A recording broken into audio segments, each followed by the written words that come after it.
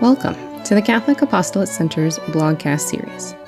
Today's episode is titled Living the Liturgical Year at Home, written and read by Fatima Monterrubio Cruess.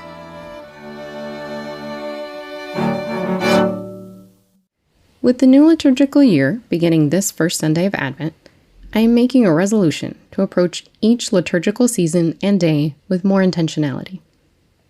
In my collaboration with religious communities, I've come to admire the way they commemorate the life of their particular community within the rhythm of liturgical feasts and seasons.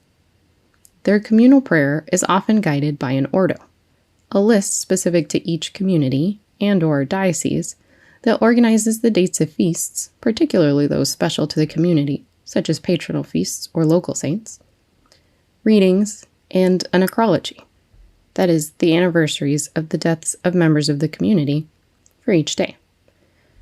They also celebrate milestones and anniversaries of the profession of final vows and ordinations. Why not approach the liturgical year in a similar way in our own family, our domestic church? We too can strive to be more mindful about preparing for and celebrating special days within our church and our family, taking time beforehand to plan which Mass to attend, or finding additional creative ways to observe a feast or special occasion.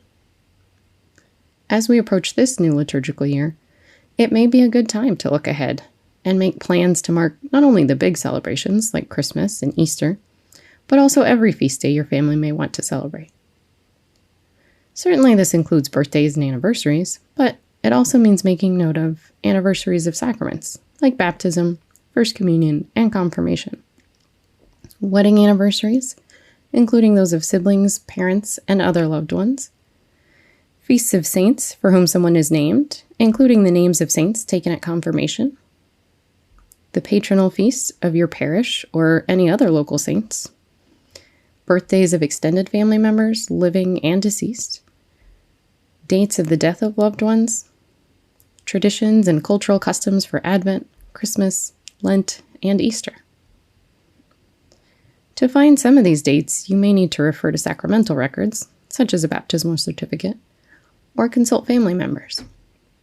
Personal planner templates available online can be customized to mark these dates, and once you've compiled a basic list, you can continue to add to it year after year.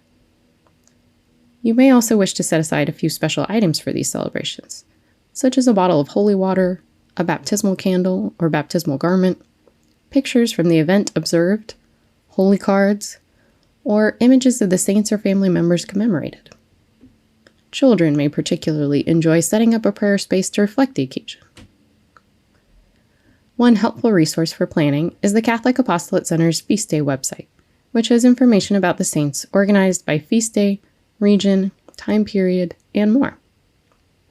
Another useful resource is a book entitled Catholic Household Blessings and Prayers from the United States Conference of Catholic Bishops. It contains special blessings for birthdays, name days, and baptismal anniversaries, as well as short daily prayers, seasonal blessings and prayers, blessings for life events such as graduations, birthdays, engagements, pregnancy, childbirth, adoption, and moving into a new home, and prayers for times of sickness and difficulty.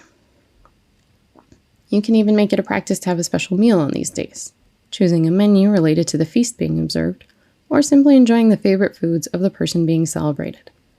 Not only can you take the opportunity to share about your faith, but you can also share a bit of family history and bring the liturgical year to life in a more personal way. By doing these things, we learn more about the mysteries and people of faith commemorated, even as we strive to emulate them.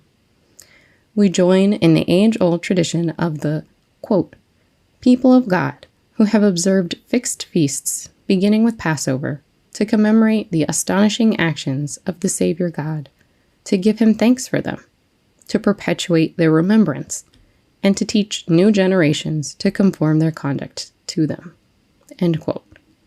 Catechism of the Catholic Church, paragraph 1164. This approach of gratitude, remembrance, and faithfulness may help us live the liturgical seasons more fruitfully as we unfold throughout the course of the year the various aspects of, quote, the whole mystery of Christ, from his incarnation and nativity, through his ascension, to Pentecost, and the expectation of the blessed hope of the coming of the Lord." End quote. Sacrosanctum Concilium, paragraph 102. May this new liturgical year truly be a year of the Lord's favor. See Luke chapter 4, verse 19.